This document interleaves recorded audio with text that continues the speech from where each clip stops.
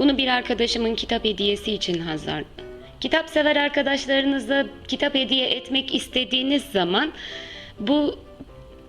bu şekilde bu şekilde onun ismini yazan niye dilim dönmüyor burada? Of.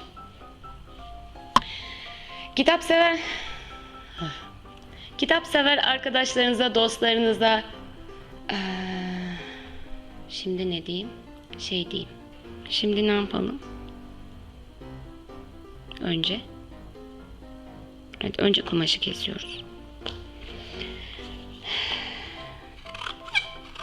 Şöyle bir keselim. Makas ötüyor. Makası yağlamam lazım. Gözlerin bir çığlık, telaşlı ve ürkek gözlerin.